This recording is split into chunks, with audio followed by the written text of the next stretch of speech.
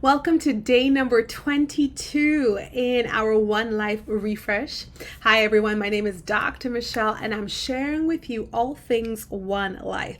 This is the life that we are called to live in partnership with God, where every part of our being is harmonious, in joy, in peace, and great fulfillment as we walk out our lives of faith in Jesus Christ.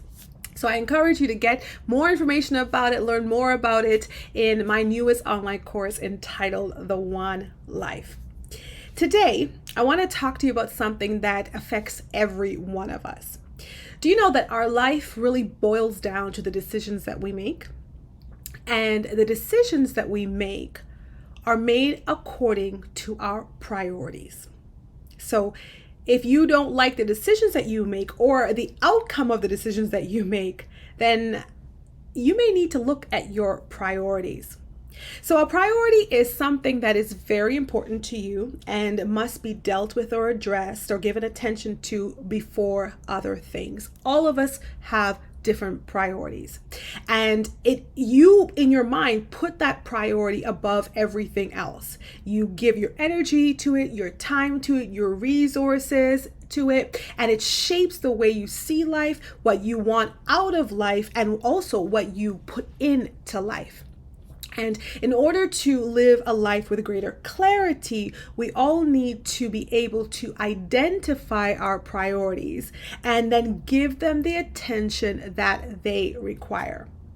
Now, I made a bold statement by saying that your decisions are made according to your priorities. And you may say, well, I sometimes decide to do things that I don't even want to do. So someone tells me to do it, or it's because it's just for the peace of it. But it all really boils down to your priorities. Do you know your priorities are? Have you written down in this season of your life, in this month, in this week, what are you putting first? What are you attending to first? What are you going to put your energy behind? And sometimes when we make decisions that we feel out of sync with, that we're just doing it because someone told us or it's what expected of us, it's really connected to a priority. It just may not be the priority that you think. Because often it's motivated by a priority of either pleasing someone or always being seen as a responsible one or always doing what is right. There are different priorities, but we usually make decisions based on our priorities. It is important to be able to name your priorities, articulate them, write them down, and then the next step is to see that the actions that you're doing, the decisions that they're making, are they lining with the priorities that you think that you have in the season? Are you making movements forward in alignment with what is important to you, what you are actually articulating is important to you?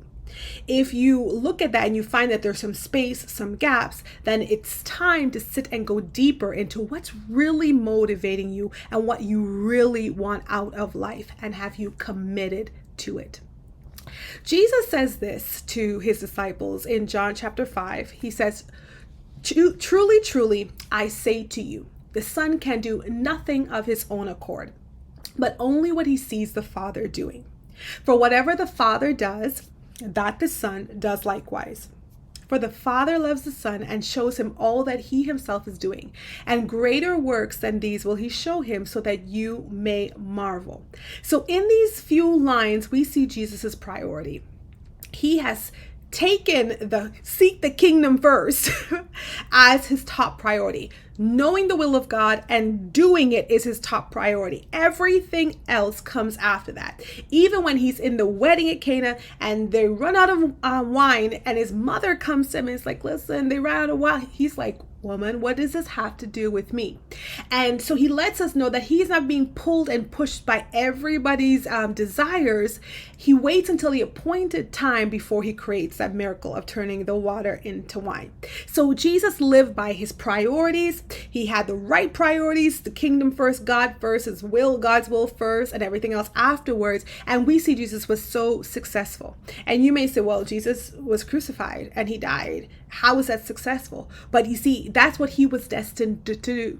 So when he came on the earth, there was a plan for his life, and he accomplished that plan. He ran his race well, and because of that, we have an opportunity to enter into faith relationship with him through faith.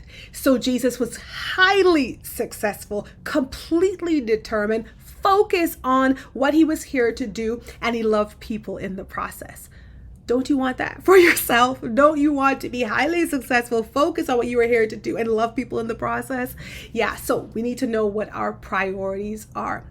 And it takes mind renewal and transformation to know which things to put first. Because in different seasons, there's adjustments, right?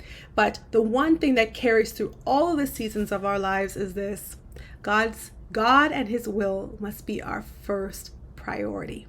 When we put him first, everything else will follow well. You know, one of my mentors always says, you cannot put God first and come last. And I have proven that in my life.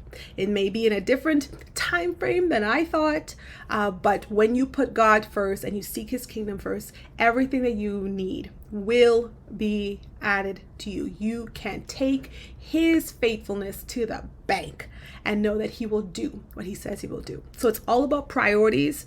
Get your priorities in check, know what your priorities are, and then now endeavor to make decisions and chart out your course based on your descriptive priorities, and the ones that you're aware of and that are leading you in the direction that you want to go. And please don't leave God last. Don't leave God out. Put him at the head of the list and watch him do amazing things in your life. This is the one life, a one where God is first, and then we walk in the abundance and the prosperity of life, where our souls are prospering and we are becoming everything we were created to be.